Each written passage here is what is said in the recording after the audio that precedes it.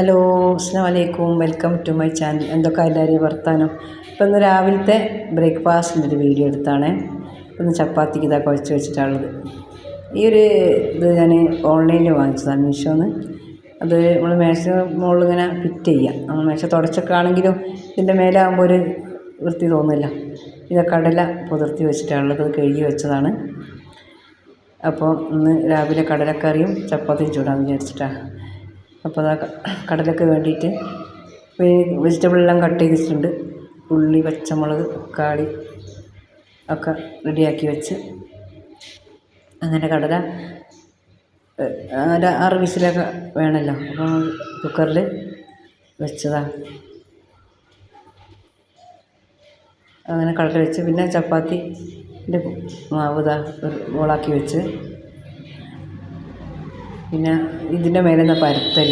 അപ്പോൾ നല്ല ഇതാണ്, ഒരു നീറ്റ്നെസ് തോന്നും. മനുഷ്യൻ്റെ മുകളിൽ വെച്ച് എടുക്കുന്നതാണ്. അങ്ങനെ എടുത്ത് നമുക്ക് കഴുകി അങ്ങ് വെക്കാം.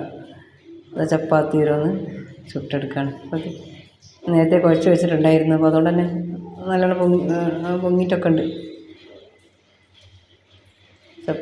ചപ്പാത്തിയും കടലക്കറിയും നല്ല കോമ്പിനേഷനാണല്ലോ. അപ്പോൾ ചപ്പാത്തി വേവിച്ചെടുത്ത്. വീഡിയോ കാണുന്നവരൊക്കെ ഒന്ന് ലൈക്ക് ചെയ്യണേ, ഷെയർ ചെയ്യാം.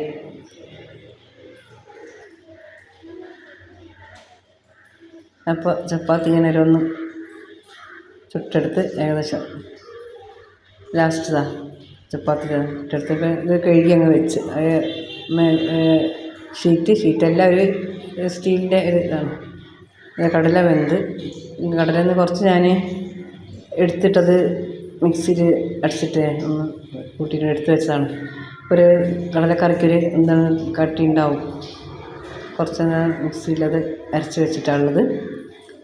ഞാൻ അതും കൂടി അതിൽ മിക്സാക്കിയിട്ട് പിന്നെ കടലക്കറി ഒന്നുകൂടി ടേസ്റ്റും ഉണ്ടാവും. അപ്പോൾ അതാ ഫൈനലായിട്ട് അതൊന്ന് വറവിടാണ്. അപ്പോൾ അതിന് കടുകിട്ട് പിന്നെ ചുവന്ന മുളകും കറിവേപ്പിലയും ഇട്ടിട്ട് അതൊന്ന് തൂമിച്ചെടുത്ത് കടലക്കറി റെഡിയായി.